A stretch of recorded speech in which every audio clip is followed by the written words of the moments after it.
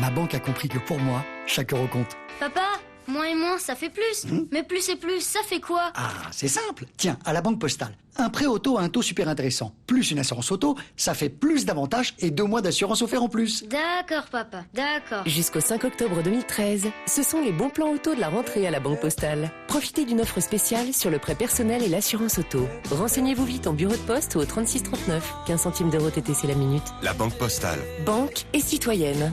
Après l'acceptation de votre prêt personnel auto par la Banque Postale Financement, vous disposez d'un délai de rétractation. La Banque Postale intermédiaire de crédit exclusif du prêteur. La Banque Postale SA immatriculée au RCS de Paris et à l'ORIAS en sa qualité d'intermédiaire d'assurance. La Banque Postale Assurance IARD, entreprise régie par le Code des assurances. Franck Ferrand sur Europe 1, au cœur de l'histoire. Bonjour Franck, aujourd'hui vous êtes en direct de Trouville pour une émission en public. Et oui, d'ailleurs le public se manifeste comme vous l'entendez Céline. Oui. Bonjour à vous et bonjour à tous. Disons-le, c'est un enfant du pays qui vous parle, un Normand de famille et d'esprit, puisque vous savez que je viens souvent, moi, à quelques encablures d'ici, à Villers-sur-Mer, entre Cabourg et Trouville, précisément.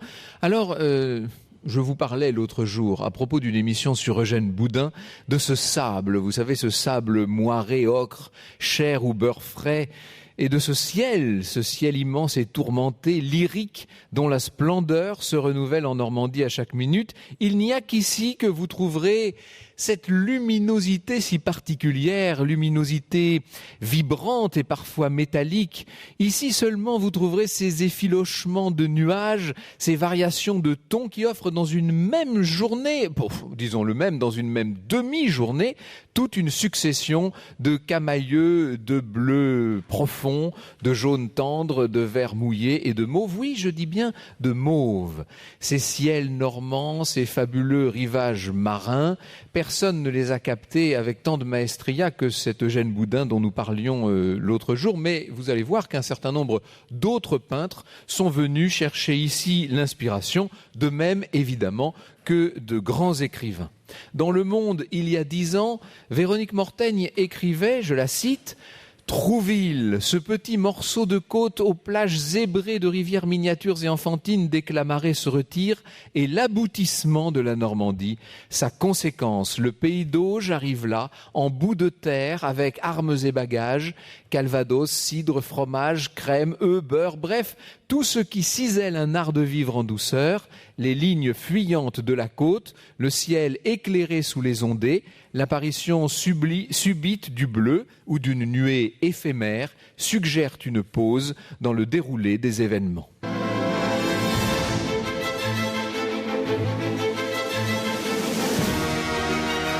Europe 1, au cœur de l'histoire. Franck Ferrand.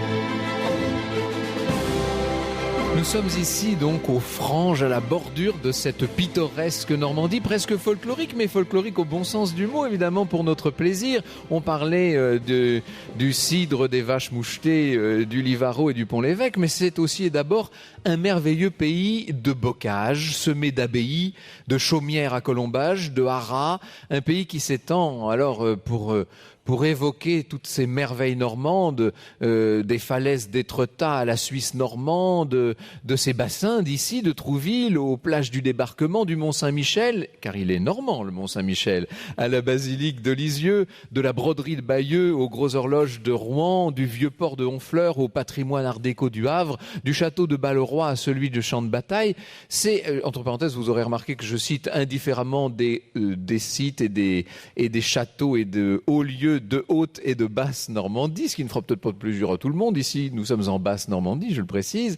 C'est la patrie d'Éric Satie, de Claude Monet, de Jean Dubuffet, la terre d'élection de Marcel Proust, évidemment, et de Maurice Leblanc, auquel nous avions, il y a quelques mois maintenant, consacré pas très loin d'ici, une émission entière, Patrie de Bourville, de Jean Gabin, pour ne rien dire de tous les grands écrivains, Malherbe, Corneille, évidemment Flaubert, Maupassant, et puis bien sûr une Trouvillaise d'adoption, Marguerite Duras, qui sera présente parmi nous aujourd'hui, puisque nous allons évoquer le prix et les rencontres Marguerite Duras qui vont avoir lieu ici à Trouville les 19 et 20 octobre. Alors, je fais un peu volontairement dans l'image d'Épinal, Richard Zivaco. Vous êtes premier adjoint à la mairie de Trouville. Merci beaucoup de votre accueil. Je précise que vous nous accueillez à bras ouverts. On est toujours très bien reçus chez les Normands, mais particulièrement ici à la mairie de Trouville. Ces images d'Épinal, elles ne sont tout de même pas fausses. Les chaumières, les colombages et les pommiers, quand on se promène ici, et dès qu'on entre un peu dans l'arrière-pays, c'est ce qu'on voit précisément. Oui, tout à fait, Franck. Et effectivement, bienvenue à vous et à l'équipe d'Europe 1. Et Trouville, Trouville, c'est tout d'abord un port, comme cela l'a toujours été, couplé d'une station touristique avec évidemment toute cette structure d'accueil. Port et port de pêche. Port de pêche, je m'entends bien, oui, port de pêche. Et couplé d'une station touristique avec toutes les structures d'accueil qui s'y rapportent afin d'accueillir notre clientèle qui vient d'un peu partout, essentiellement parisienne. Disons clairement qu'on est quand même un peu ici dans une annexe de Paris. Quelle est la proportion de la population qui a des attaches parisiennes ici? C'est beaucoup de monde quand même. Hein. On est à 2 heures de Paris. On est à 2 heures de Paris, oui. Notre fréquentation est parisienne dans les week-ends et plus trouvillaise dans la semaine, on va dire. Alors justement, Trouville fait partie de ces villes à géométrie variable, en quelque sorte, qui, lorsqu'on y vient en semaine au creux de l'hiver, ne compte qu'une population très limitée. Combien de personnes ? On est environ 4800 habitants. 500 000 personnes. C'est ça. Et alors, l'été, on multiplie tout ça par 10, tout simplement. Ah oui, on monte à 30-40 000 facilement. Et là, ça pose évidemment des problèmes. Cet engouement pour Deauville, alors pour la Côte Fleurie, puisque c'est le nom qu'on lui donne, mais notamment pour Trouville et pour Deauville, des deux côtés de la Touques, ça remonte à peu près quand, Michel Barillet ? Eh bien, effectivement, si on remonte à la découverte de Trouville, ce sont tout d'abord Alexandre Dumas, enfin les peintres d'abord qui ont fait connaître Trouville, qui sont venus ici à partir de 1821. En gros, on est sous la Restauration, il faut dire ce qui est. C'est-à-dire qu'on est sous le règne de Louis XVIII, on est à l'époque où la duchesse de Berry découvre, avec un tout petit peu de retard sur certaines des princesses britanniques, les avantages des bains de mer. Et on se dit qu'après tout, on a une côte maritime pas très loin de Paris et qu'on doit pouvoir profiter des bienfaits marins. C'est ça l'idée ? Voilà, tout à fait. Et l'avantage d'avoir fait connaître aussi aux écrivains la plage de Trouville a fait que ça a été promu exceptionnellement rapidement. Alors vous avez écrit, vous êtes un grand collectionneur de cartes postales anciennes, il faut dire ce qui est. Et avec Jean Moisy, vous avez écrit ce livre Trouville-sur-Mer d'antan à travers la carte postale ancienne. C'est un album qui présente ces cartes postales. Et quand on connaît bien Trouville, ce qui est mon cas, lorsqu'on a l'habitude de se promener dans toutes ces rues, et sur les plages, et lorsqu'on connaît un certain nombre de villas, on retrouve tout ça. Et alors, mais par rapport à ce qu'on aurait l'habitude de dire et par rapport à ce qu'on pourrait, par rapport à ce qu'on trouverait dans la plupart des villes de France, on a l'impression que ça n'a pas tellement changé. Il suffirait de mettre un peu de couleur et de remplacer les carrioles par des automobiles et on est dans la Trouville d'aujourd'hui quelque part. C'est une ville qui a été étrangement et remarquablement préservée. Tout à fait. Elle a été tout Trouville intramuros, c'est resté pour ainsi dire tel que. On retrouve sur tout le lait de mer toutes les villas qui ont été construites à partir de cette époque, c'est-à-dire l'explosion, ça a été 1840 par le fait, jusqu'en 1890. Et là, on a énormément de villas. Alors cette grande époque de l'explosion de ce qu'on appelait déjà le tourisme, les premiers estivants du milieu du 19e siècle, ce sont eux que nous allons suivre dans leur découverte de la côte normande dans un instant. Un extrait de la bande originale du film Gigi. On vous retrouve Franck Ferrand toujours en direct de Trouville et en public. Et le morceau, Céline, s'appelle Trouville tout simplement. C'est Jérôme Garcin qui écrivait qu'à Trouville, l'été est une saison maudite par les connaisseurs, esquivée par les fidèles, vitupérée par les mouettes ricaneuses et fianteuses. Au mois d'août, ajoutait-il, les touristes qui cherchent en vain à déplier leurs serviettes sur la plage où Flaubert tomba amoureux, qui prennent d'assaut les restaurants de la rue des Bains où à l'hôtel Tivoli logèrent Boudin et son jeune ami Monet, et qui déambulent dans un Trouville livré aux joueurs de bandits manchots et aux Deauvillais en vadrouille, n'imagine guère qu'au début du siècle, on surnommait cette station balnéaire de la côte normande la reine des plages. Alors avant de devenir la reine des plages, il a d'abord fallu qu'on identifie cette plage et qu'on s'y installe en quelque sorte. C'est Claude Pasteur qui racontait très bien toute cette histoire. Il expliquait qu'en 1825, Trouville-sur-Mer n'était encore, alors vraiment qu'un village de pêcheurs. Il faut imaginer, ça fait d'ailleurs évidemment de très beaux modèles pour les peintres, parce qu'il faut imaginer les petites cabanes couvertes de chaume, un clocher d'ardoise, et puis bien sûr sur ces grèves qui se découvrent si largement dans cette région normande, des ramasseurs d'équilles. Les équilles, c'est des espèces dans le coin, c'est des espèces de tout petits poissons qu'on ramasse au moment de la marée basse, en bonnet rouge, parce qu'à l'époque on portait des bonnets teints de garance dans la région. Et c'est cette espèce de tableau idyllique que va découvrir un peintre, Charles Mozin. Alors on verra que ce peintre n'est peut-être pas tout à fait le premier découvreur de Trouville, mais en tout cas c'est celui qui est resté dans les souvenirs. Il est dans les mémoires, il est totalement frappé par la beauté, par l'harmonie du cadre, et il va parler de Trouville. Il est bientôt rejoint d'ailleurs par le peintre Isabey, bien plus connu que lui, qui arrive là avec ses couleurs, ses pinceaux. On est au tout début de la peinture de plein air, évidemment, et les peintres sont à la recherche non seulement de cadres, de paysages à peindre, mais aussi de lumière exceptionnelle, et je vous prie de croire qu'ici, la lumière est extraordinaire. Or, après les peintres, les écrivains, qui eux aussi sont toujours en quête d'inspiration, ne vont pas tarder à accourir. D'abord, Alexandre Dumas père. En 1835, il débarque, lui. Alors, quand je dis il débarque, c'est au sens propre du mot. À l'époque, il n'y a pas évidemment toutes les facilités qu'on peut imaginer maintenant, les débarcadères, etc.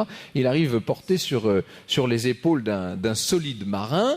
Il n'existe à l'époque qu'une seule auberge dans le coin, à l'enseigne des Trois Pommes. Elle est tenue par la mère Oseret. Et alors, ce qui va complètement épater Alexandre Dumas, c'est le prix de la pension. C'est-à-dire que la mère Oseret lui dit que pour 50 sous par jour, c'est pas beaucoup, 50 sous, ça doit faire 25 francs si je ne m'abuse, elle lui assure le logement et autant de repas qu'il voudrait. Des repas qui coûteraient chacun 20 francs à Paris, écrit Alexandre Dumas à ses amis. Alors, quand je dis à ses amis, vous savez que c'était un homme qui avait évidemment des relations, il est très vite rejoint par beaucoup de monde, à commencer par Alphonse Karr, bien entendu. Et puis on va voir peu à peu arriver de grandes plumes. Le plus célèbre de tous, évidemment, c'est Flaubert. Alors lui, il n'est pas attiré par des amis écrivains. Il vient simplement là, avec ses parents, passer, je ne sais pas si on peut parler de vacances, on est en 1836, et il s'installe ici, et on connaît la célèbre scène. Il regarde se baigner une très jolie femme, Élise Schlesinger, et un jour, il ose ramasser son peignoir qu'elle avait abandonné sur le sable et le lui tendre. Ce sera pour lui un moment très important. Ça va être, on peut dire, un grand épisode d'inspiration pour Gustave Flaubert. En 1848, Trouville entre sans le savoir dans l'histoire. Et oui, car en 1948, vous savez, en février, c'est la Révolution à Paris. On voit le roi citoyen, Louis-Philippe, s'enfuir dans un vulgaire brougham de location, dans un fiacre, si l'on veut. Et où atterrit-il, si je puis dire, avant de s'embarquer pour l'Angleterre? Eh bien, il se retrouve ici, à Trouville. Et il est hébergé dans la maison d'un vieux pêcheur et de sa fille, Madame Moisy. Il entre là, vous imaginez l'état de très grande prostration, de très grande panique de la famille royale en exil, bien entendu. Et là, Louis-Philippe a l'émotion de trouver épinglé au mur le portrait de son épouse, la reine Marie-Amélie. Il ne va pas rester longtemps à Trouville parce que c'est un jour de tempête. Finalement, on l'évacue, si je puis dire, sur Honfleur, d'où il s'embarquera. Mais enfin, il y a eu cet épisode historique qui fait partie, qu'on le veuille ou non, des annales de Trouville, bien entendu. Alors, on dit, c'est une sorte de légende qui court, mais on dit qu'un notaire qui était venu passer des vacances s'était informé du prix que pourrait bien coûter toute la dune, c'est-à-dire depuis le port jusqu'à la falaise. Ça représente évidemment un endroit stratégique, surtout lorsqu'on sait aujourd'hui le nombre de belles villas qui y ont été construites. Il s'informe du prix, on lui propose un prix, on lui dit « Oh, c'est dans les 10 à 12 000 francs ». Sauf que le notaire en question, qui était vraiment sur le point de conclure l'affaire, reçoit un message de sa femme qui l'appelle à Paris pour des raisons familiales. Le voilà parti pour Paris. Il ne reviendra à Trouville que 18 ans plus tard. Seulement, et c'est lui-même qui nous le dit, lorsqu'il fait l'estimation de ce que valait le terrain à 10 000 francs, c'est maintenant un terrain à 4 millions qui est couvert de charmantes maisons, de plusieurs hôtels et déjà d'un casino où l'on s'en va prendre des glaces. Et évidemment, le peintre Charles Mozin, celui qui était à l'origine de tout ça, il est toujours dans les lieux, bien entendu, et il y habite un délicieux manoir, d'ailleurs, qui existe toujours. Alors, dans un ouvrage, une sorte de bible sur la ville, sur l'histoire de Trouville, publié par l'Institut français d'architecture, voilà ce qu'on peut lire. Nul doute que Trouville, comme lieu de villégiature, ait quelques dettes à l'égard de Charles Mozin et d'Eugène Isabey. Donc Isabey avait rejoint Mozin, je vous l'avais dit, pour peindre. Alors, la promotion de Trouville, est-ce une histoire de snob orchestrée par de jeunes peintres dans le vent ou de dandy, pour employer un terme plus en référence au ton de l'époque ? Il est vrai que le scénario, qui a pour ingrédient le village de pêcheurs découvert par un petit groupe d'artistes qui en font un lieu à la mode, a eu depuis une certaine exemplarité. Saint-Tropez, Mykonos, Marbella, etc. Dans ce cas, il en va à la fois ainsi et différemment. Les tableaux de Mozin, d'Isabey, ceux des autres marinistes ont contribué à renforcer un engouement pour la mer, peut-être comme objet romantique de contemplation, et pour les sites balnéaires, particulièrement ceux de la côte normande, plus proche de Paris, c'est vrai. Évidemment, la vogue des bains de mer, le goût des stations balnéaires, on va en voir fleurir peu à peu partout, sur la côte basque, on pense à Biarritz bien entendu, sur la Riviera, où les Britanniques vont faire la fortune de toutes les grandes villes de la Côte d'Azur.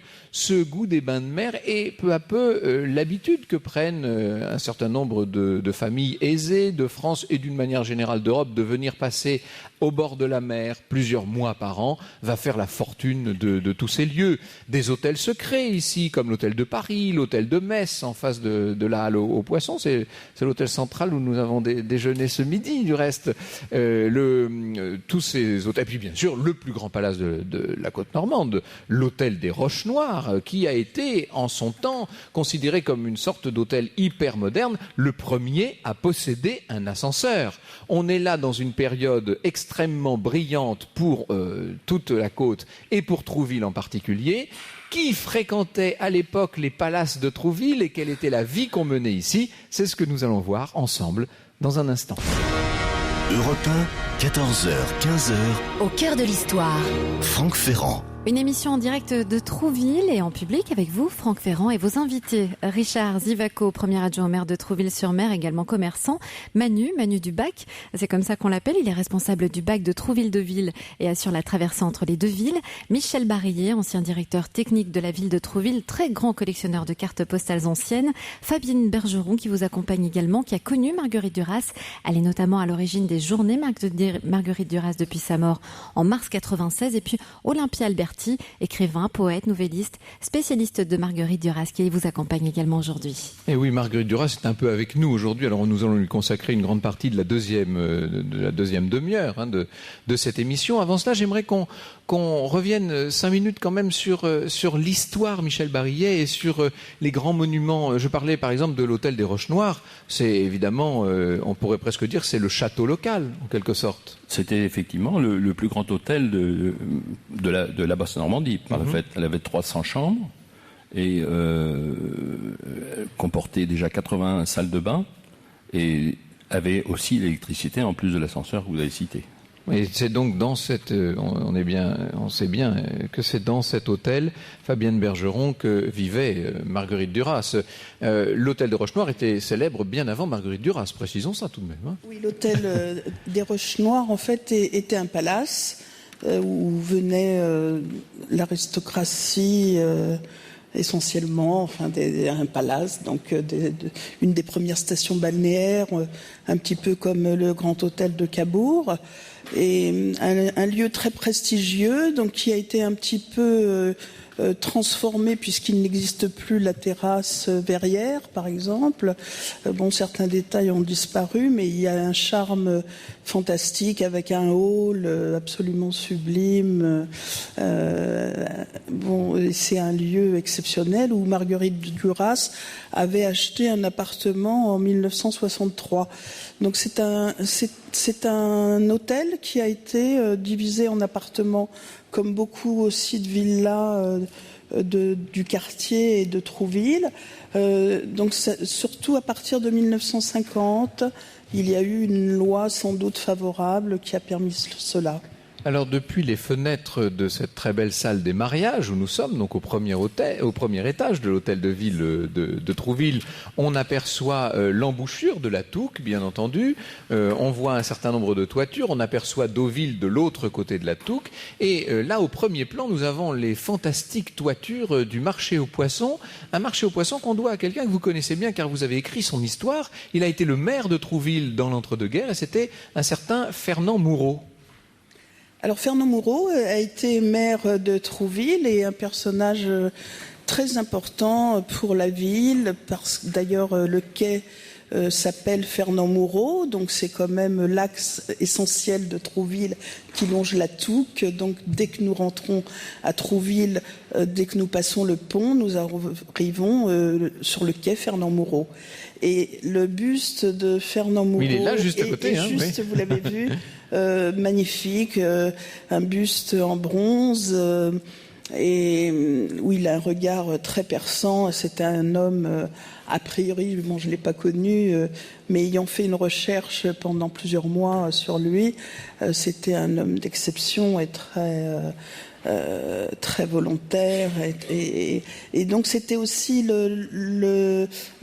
l'inventeur, disons le patron de l'apéritif Suze, vous savez, qui a été repris par Pernod. Ce qui lui avait donné la fortune qui lui permettait de devenir un mécène, en quelque sorte. Cela. Et il avait alors un château, il y avait le château, un château sur la hauteur de Trouville qui maintenant a été ce château maintenant a été remplacé par deux immeubles et il reste quelques vestiges et il avait donc par ses propres deniers, ce qui est exceptionnel et ce qui ne serait plus possible actuellement avec les nouvelles lois, même quelqu'un qui souhaiterait le faire, il avait par exemple financé l'hôtel Le Flaubert. Et l'hôtel Le Flaubert qui est maintenant repris par sa nièce. Donc c'est la famille. Il y a des filiations en quelque sorte, évidemment, et des fidélités qui se tissent. Voilà. Et donc le marché aux poissons également, il a été financé. Ce marché aux poissons, il a flambé il y a quelques années. Il y a combien, 6-7 ans à peu près, Richard Zivaco. Exactement, le 24 septembre 2006. On a eu la désagréable surprise d'être réveillé le matin au téléphone en nous disant que la poissonnerie flambait. Je dois dire que moi, le premier, j'y ai pas cru. J'ai raccroché mon téléphone et je me suis dit, c'est un plaisantin là qui me réveille. Il était à peu près 4h30 le matin. Et puis le téléphone a sonné une seconde fois et là, je me suis dit, là vraiment, il faut que je me lève et que j'aille voir. Et c'était vraiment désespérant de voir notre poissonnerie partir en flammes. Mais vous appelez ça votre poissonnerie, c'est donc le grand marché aux poissons de Trouville, dont il faut dire qu'il est le marché aux poissons de toute la côte. C'est les gens qui veulent de bons crustacés, des poissons frais viennent ici. Oui, c'est peut-être un peu prétentieux de ma part, mais je pense que c'est la plus belle poissonnerie de France, réellement. Tout simplement. Ouais, simplement. En toute modestie, finalement. Cette poissonnerie, elle fait partie des hauts lieux de la ville. Quels sont les grands monuments qu'est-ce qu'il faut voir quand on vient à Trouville ? Il faut aller sur les traces de Flaubert, Michel Barillet ? Non, mais tout simplement, vous avez un exemple le front de mer est représentatif de cette belle époque qu'on a appelée, puisque elle a commencé là, à partir des années 1840. Et la belle époque, vous l'avez dans le livre à travers toutes les cartes postales, puisque c'était l'époque de la photographie. C'est 1900. C'est quand même l'époque tout ce front de mer qui est resté intact. Ça s'est un peu calmé aujourd'hui, mais c'est quand même l'époque de la concurrence directe, frontale avec Deauville aussi, hein, puisque c'est un peu la sœur ennemie Deauville, là, de l'autre côté de la Touques. Oui, je pense que c'est une... On peut dire ça, Richard Zivaco? Non. Vos responsabilités municipales vous interdisent de le dire. Non, sans vouloir être réducteur avec Deauville, qui est notre sœur jumelle, on n'est pas dans la rivalité, on est plus dans la complémentarité. J'aurais envie de dire que à Deauville, c'est un peu le côté... D'abord, c'est la station phare de la Côte-Fleurie. C'est par là qu'on arrive sur la Côte-Fleurie. Et puis, après, on jette un petit coup d'œil aux alentours et puis on voit une rivière. Et puis, tiens, il y a une petite ville en face et un port de pêche. Et on traverse le pont. Et on découvre Trouville. C'est ce que nous allons faire ensemble dans un instant.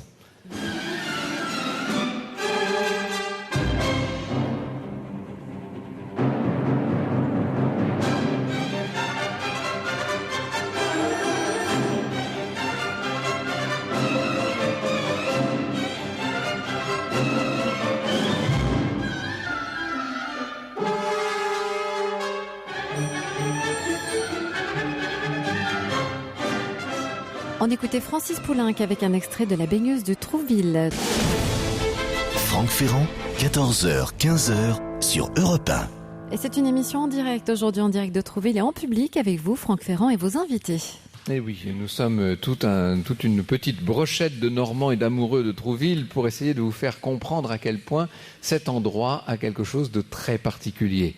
Je parlais à l'instant de la compétition entre Trouville et Deauville. Deauville naît après, mais alors avec une opération immobilière énorme. On est en 1859, en plein Second Empire. Et parmi les investisseurs qui vont vouloir faire de Trouville la nouvelle station balnéaire, de Deauville, pardon, la station balnéaire à la mode, figure le demi-frère de Napoléon III, le président du corps législatif dont nous parlions pas plus tard qu'avant-hier à ce micro même, le duc de Morny.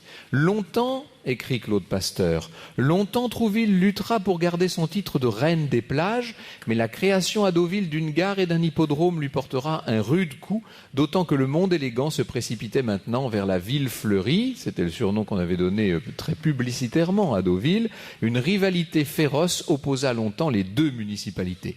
Aujourd'hui, les sœurs jumelles, précise-t-elle, réconciliées, se partagent une clientèle toujours aussi nombreuse, mais si Deauville conserve son prestige de ville de luxe, Trouville, quant à elle, a gardé ses maisons de pêcheurs dans les vieilles ruelles et son petit port de pêche où viennent s'amarrer les bateaux chargés de poissons et entourés de mouettes criardes. Ça, pour le moins qu'on puisse dire, c'est qu'elles ne sont pas muettes du tout. Un spectacle qui vaut le voyage, conclut-elle, comme au temps d'Alexandre Dumas. Alors, il y a deux façons lorsque vous arrivez à la gare de Trouville-Deauville pour vous rendre à Trouville. Soit, j'ai envie de dire banalement, vous enjambez la Touques en prenant le pont. Soit, vous faites un petit détour et vous allez prendre le bac. Et si vous prenez le bac, vous allez y trouver Manu. Bonjour Manu, vous me permettez de vous appeler comme ça? C'est comme ça qu'on vous appelle dans le coin. Absolument, c'est Manu. Depuis combien de temps est-ce que vous pilotez ce bac? Ça fait 30 ans. Et donc, c'est pas du tout depuis la création, parce que le bac, il est vieux, lui, bien sûr. Ça fait à peu près 150 ans. 150 ans que ce bac existe. Alors, pourquoi a-t-on créé un bac? Il n'y avait pas de pont initialement? Le pont était un peu plus loin que le pont actuel, donc et l'emplacement du bac était pas au même endroit qu'actuellement. Alors, le bac ne fonctionne pas tout à fait toute l'année, il faut le dire. On fonctionne à peu près 9 mois de l'année. Donc de mars jusqu'en novembre, tous les jours. Et donc vous êtes, au contact, bien entendu, des très nombreux touristes et estivants, etc., qui viennent dans la région, mais au contact des deux populations. Vous êtes le mieux placé pour nous parler des Deauvillais et des Trouvillais. Est-ce que vous établissez une différence entre les deux? Une petite différence, oui. Je fais le trait d'union entre les deux communes. Oui, on voit différentes personnes entre les deux. C'est-à-dire, alors en quelque sorte, les gens un peu plus parisiens, un peu plus snob du côté de Deauville et un peu plus, comment est-ce qu'on peut dire? Oui, on aperçoit des gens un petit peu plus... Vous savez, c'est une émission sans langue de bois ici, on peut le savoir. Vous ne voulez vous fâcher avec personne dans votre clientèle, ça je le comprends bien. Vous avez des habitués, vous avez des familles, ce sont des passagers habituels? Sur un quart des passagers, ce sont quasiment que des habitués. Ah oui. Donc ce sont des gens qui prennent le bac au moins autant pour le plaisir que pour le côté pratique. Absolument, il faut le dire, hein. C'est leur petite croisière. Parce que c'est très beau, hein. Il faut dire que c'est un endroit très privilégié. Quand on arrive sur le bac, oui, ça change complètement la vue de Trouville et de Deauville. C'est une toute autre perspective, on peut le dire. Absolument. Alors il y a aussi un très grand casino ici à Trouville. Il est même nettement plus grand en superficie que celui de Deauville, ce qui fait que parfois les gens le confondent, me disiez-vous avant l'émission. Oui, absolument. Il y en a qui arrivent à Deauville et ils prennent le bac pour aller au casino de Deauville, mais ils sont trompés, c'est de l'autre côté, il fallait aller. Vous n'avez pas eu l'occasion de transporter Marguerite Duras ? Non, je ne l'ai pas connue sur mon bac. Elle devait regarder le bac d'un peu loin, Olympia Alberti, est-ce qu'on peut dire ça ? Oui, elle regardait le bac de sa fenêtre, elle disait que c'était un privilège rare et elle considérait comme un luxe inouï d'avoir la vue sur la mer, et elle disait ce que je fais mieux que personne, c'est de méditer devant la mer. Elle pouvait rester 2h30, 3h devant la mer sans bouger. On peut la comprendre. Hein ? On en fait autant. Et elle était l'auteur, il ne faut pas l'oublier, d'un barrage contre le Pacifique. Il y a cette fascination pour l'espace vierge et lumineux de l'océan, en quelque sorte. Oui, il y a beaucoup de choses. Pour Marguerite, il y a d'abord cette transition assez juste du bac, puisque c'est sur le bac qui va de Sadek à Saïgon qu'elle a rencontré celui qui deviendra l'amant. Et qui lui fera faire ce qu'elle a appelé ce roman planétaire, puisqu'il a été traduit dans 50 langues et uniquement en France, ça a été quelque chose comme 1 500 000 exemplaires. Mais ce qui est intéressant surtout, c'est que elle appartient, comme disait Lacan, au monde de la mer, M-E, accent grave R-E, et de la mer, M-E-R. Donc il y a ce passage comme une sorte de bac intérieur entre la figure maternelle et la mer. Et quand elle a acheté Trouville, elle dit « J'ai été très heureuse, enfin je renoue avec le ciel et la mouvance comme ça, bleue, avec cet horizon improbable, nuageux. » Et elle en parle très très bien dans La vie matérielle et dans d'autres livres. Cet appartement, les Roches Noires, elle l'acquiert en 1963. 63, et c'est quand même là qu'elle écrit Le ravissement de l'Olvestein, qu'elle écrit Émiliel. Après une promenade à Quillebeuf, elle revient et elle cherche un roman à écrire, et en voyant un couple dans un bar, à partir de là, elle va méditer, ouvrir l'imaginaire et commencer à créer l'histoire inventée de ces deux-là. Alors la fascination de Marguerite Duras pour la mer est évidente. Est-ce qu'il y avait une histoire d'amour entre elle et Trouville, Fabienne Bergeron ? Alors déjà, pour enchaîner par rapport à ce qui vient de se dire, il y a eu une plaque d'inauguration en 1996, en octobre, l'année de sa mort. Donc c'était le premier hommage rendu à Marguerite Duras. Et sur cette plaque qui est sur un des piliers des Roches Noires, la phrase choisie est « Regarder la mer, c'est regarder le tout ». Voilà, ça résume bien. J'aimerais bien d'ailleurs qu'on achève cette partie sur cette belle phrase. Regarder la mer, c'est regarder le tout. Franck Ferrand, 14h, 15h sur Europe 1. Extrait de la bande originale du film Un homme, une femme. On vous retrouve Franck Ferrand, toujours en direct de Trouville et en public, avec vos invités où vous nous parlez notamment de Marguerite Duras. Oui, on ne veut vexer personne, il faut équilibrer un peu, évidemment. Vous avez remarqué que nous faisons des sauts par-dessus la touque, des allers et retours. On prend le bac, avec Manu en l'occurrence. Il est ravi. Absolument. Alors, Olympia Alberti, il faut peut-être revenir sur cet amour qu'avait Marguerite Duras pour Trouville.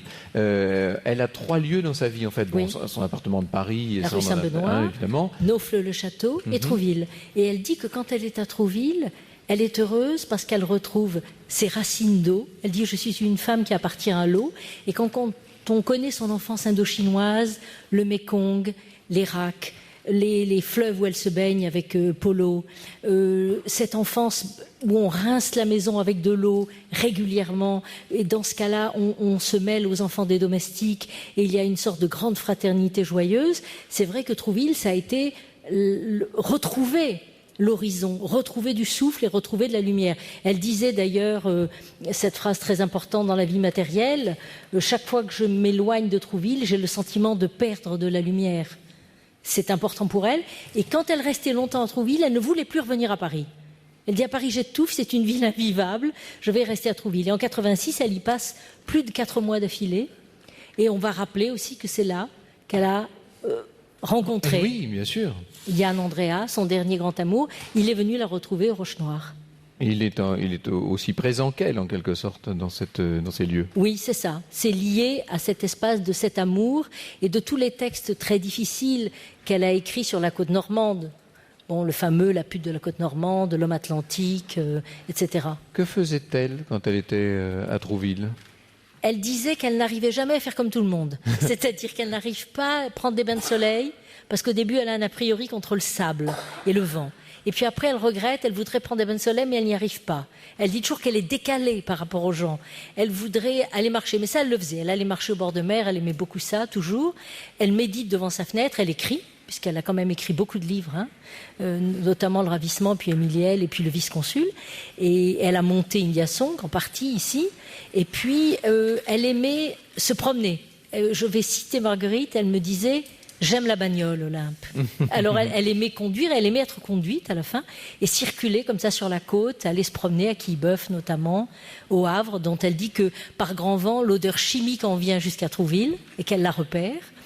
Et elle aime se promener sur la côte. Elle est une Trouvillaise, quelque part. C'est vrai que sur cette côte, lorsqu'on va alors du côté de Donfleur, on s'approche, on est sur l'estuaire et l'on voit évidemment le Havre de l'autre côté. Ce n'est pas toujours très beau d'ailleurs, mais enfin c'est très présent. On peut dire que c'est très présent. Et plus il fait mauvais, enfin en tout cas plus le temps se dégrade et plus on voit le Havre. C'est vrai ça Oui, il paraît. Oui. Mais ce que je trouve intéressant, c'est qu'elle aime Trouville quand il fait beau, elle aime Trouville quand il pleut, elle aime quand on a 3 climats par jour ou 4, et elle aime les ciels tout le temps. Parce que ça lui rappelle les ciels de l'Indochine de l'enfance, ça lui rappelle aussi les nuits pleines d'étoiles de Vinlang, ça lui rappelle ce qui est de son enfance, qui est sa patrie numéro 1, puisqu'elle a été une enfant beaucoup promenée. En fait, il y a peut-être aussi dans cette région et dans toutes ces villas balnéaires et dans ces palaces plus ou moins désaffectés et reconvertis en résidence, il y a peut-être quelque chose du style colonial qu'elle a pu aimer dans l'Indochine de son enfance, probablement, Fabienne Bergeron. Oui. C'est tout à fait ça.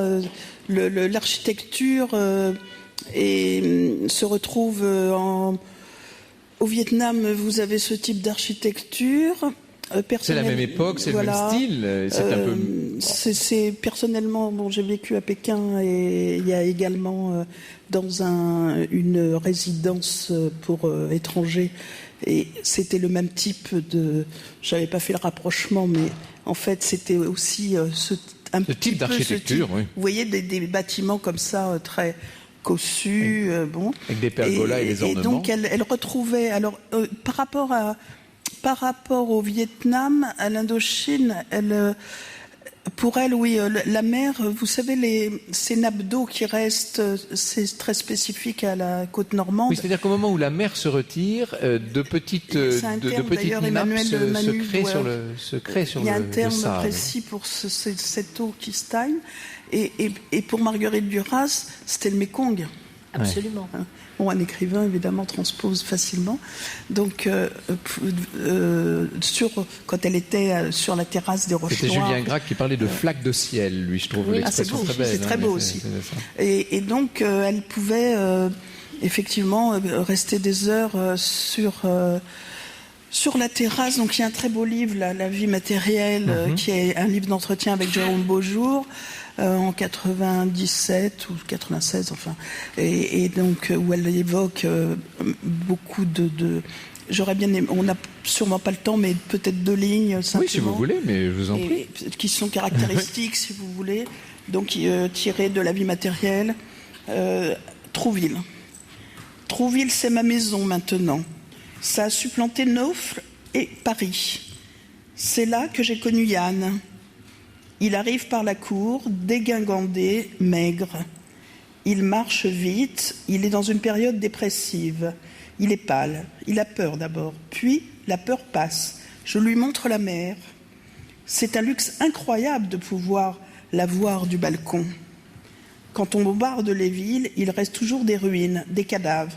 Dans la mer, vous jetez une bombe atomique et 10 minutes après, la mer reprend sa forme. On ne peut pas modeler l'eau. Tandis que j'écris que Yann est arrivé chez moi en 80, Yann est en train de téléphoner. Il passe 10 heures par jour à téléphoner. Il est en pleine période téléphonique. 4 950 francs pour le mois d'août.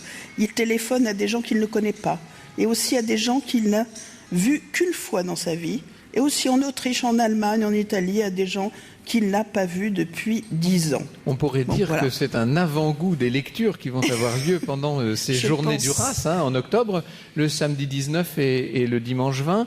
Donc le samedi 19, vous aurez la remise du prix avec justement des lectures de textes tirés de l'Amant par Astrid Veillon. Et puis la projection des journées entières dans les arbres également. Et puis le dimanche, une table ronde animée par l'ami Alain Vircondelet et par Joël Pagès-Pindon sur le thème Marguerite Duras et ses comédiens. Et puis la lecture de Outside et les yeux ouverts par la compagnie Hybride. Donc on peut dire que Marguerite Duras, grâce à vous, grâce à ces journées et grâce à l'attention que les Trouvillais continuent de lui porter, est toujours présente ici en réalité. Oui, vous faites une très belle présentation. Merci de ces journées qui vont avoir lieu.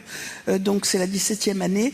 Et Monsieur le maire se tenait, puisqu'il est absent... Oui, il est en voyage, il faut le dire, oui, bien sûr. Si j'ose le représenter, il tenait à préciser que les personnes qui assistent au prix, qui sont les membres du jury, la plupart ont connu Marguerite Duras, dont Alain Vircondelet, qui est le président du prix Marguerite Duras, Claire Duluca, qui a la chance d'avoir joué avec Marguerite Duras, et puis bien d'autres.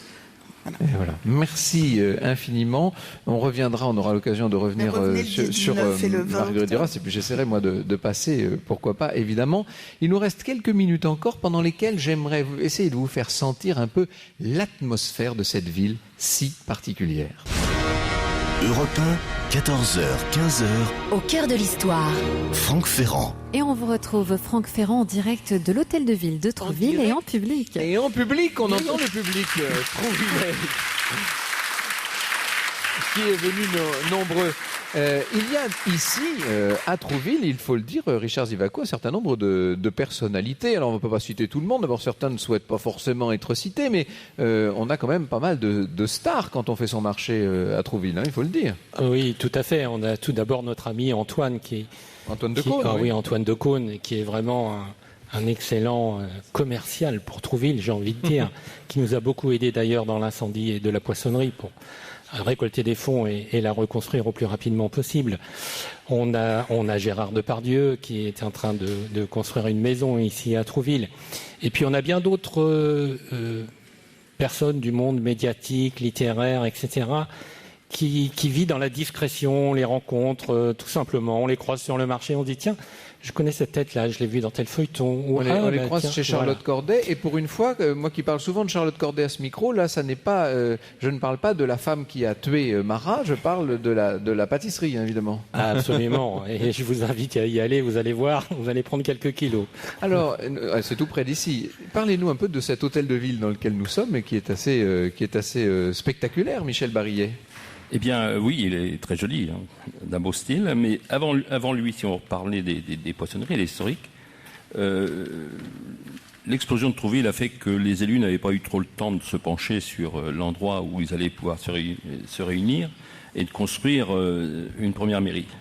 Elle aboutit avant 1858.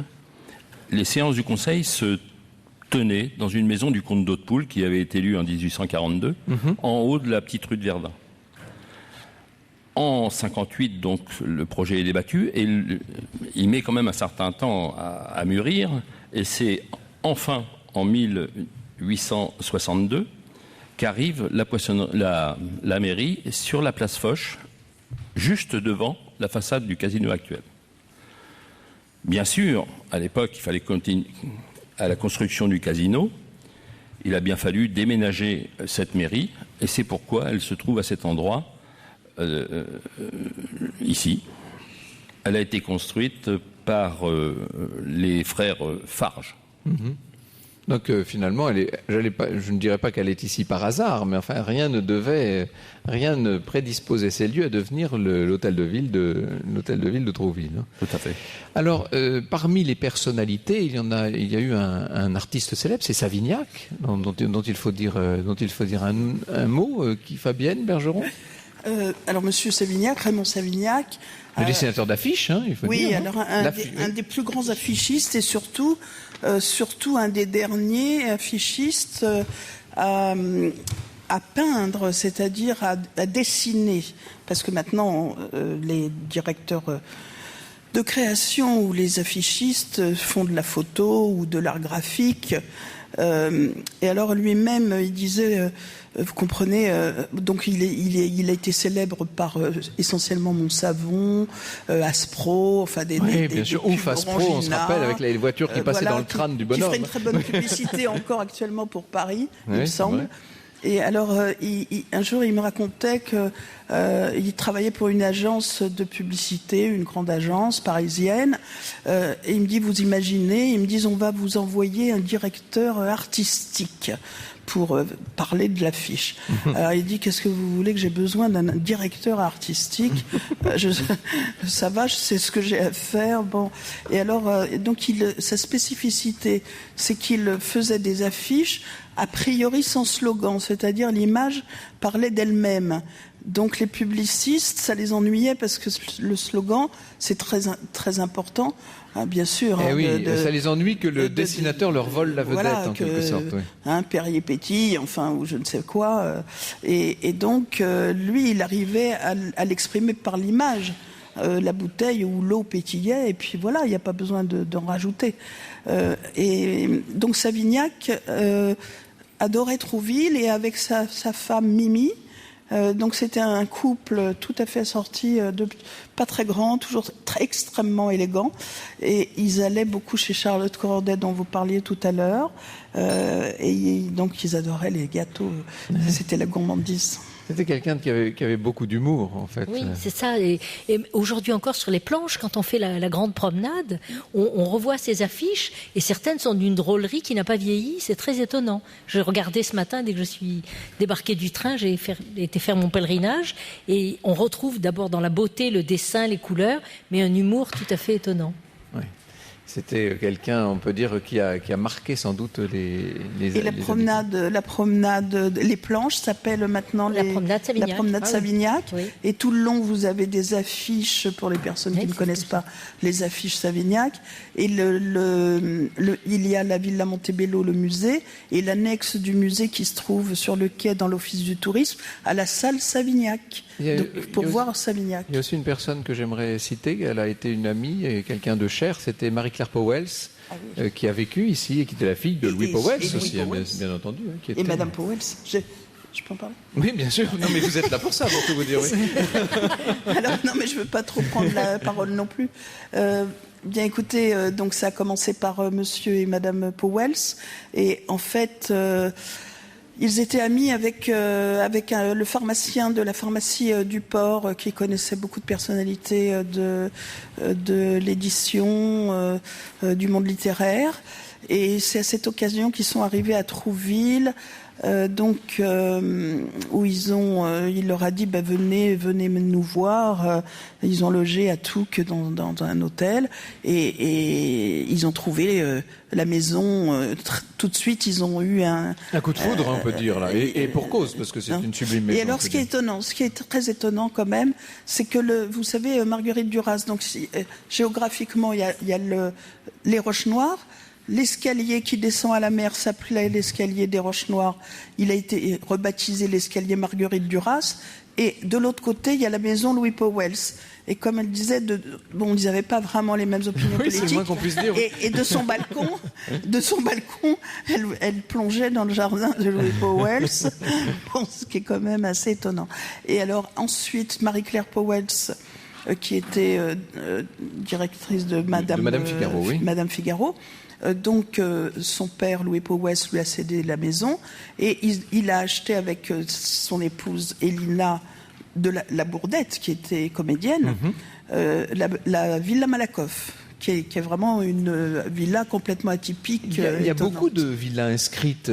On peut dire que le patrimoine est particulièrement préservé à Trouville. On a de très beaux vestiges de cette extraordinaire époque balnéaire, Richard Zivaco. Ah oui, absolument.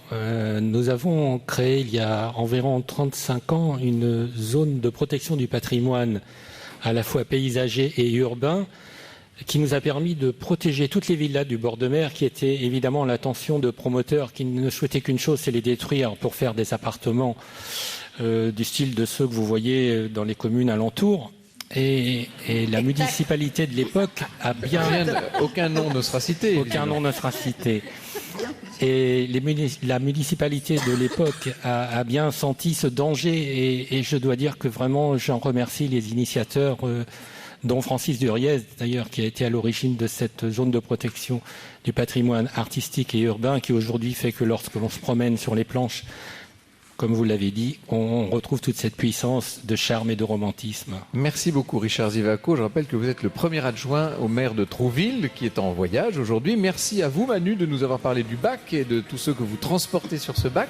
Merci Michel Barillet. Le titre de l'ouvrage Trouville-sur-Mer d'antan à travers la carte postale ancienne.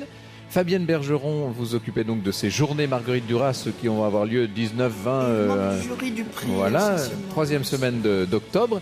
Et merci à Olympia Alberti. Je cite d'ailleurs vos derniers ouvrages, Le désir de l'ange, aux éditions Le Passeur. C'était là, en août, en même temps que Divines empreintes. Merci de nous avoir parlé avec poésie, mais en prose, de Marguerite Duras et de Trouville.